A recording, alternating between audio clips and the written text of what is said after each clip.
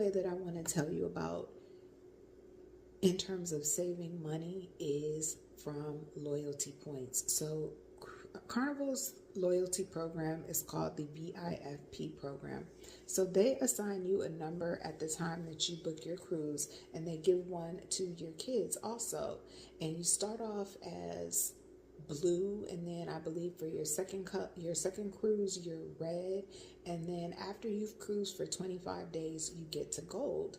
And this is important because as you get to each status you get so many benefits. So you'll get free drinks, laundry service, concierge service, limousine service to and from the ship, expedited check-in and check-out service, a different customer service line when you're on the ship. You get things I never even thought about with those different levels. So that is what really made me want to stick to one cruise line so I could get some of those benefits, and most importantly get it for your kids. Like I said, there were little kids running around that Carnival ship with VIFP numbers, and they were probably diamond and platinum. So make sure your kids are getting those numbers when you're booking vacations so you can get the full savings, and so they can benefit from it as you travel and they get older.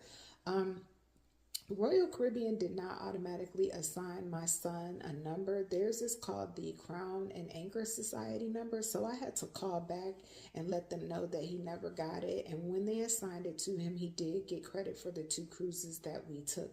So again, make sure you're getting that. And I would encourage you to do that for airlines as well. Go back, make sure your kids are signed up for those frequent flyer miles so you are getting all the savings that you possibly can.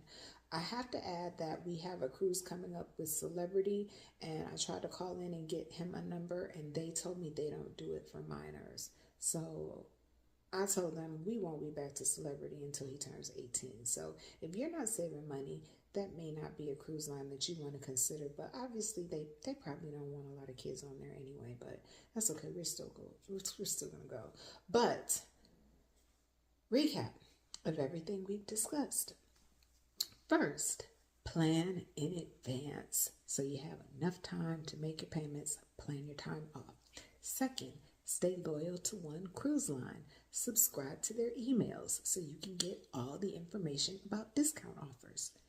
Choose a short voyage on an older ship, a 3 or 4 day cruise on a refurbished ship that you've looked at and done tours of virtually, and you know that it's nice and you can be excited about it.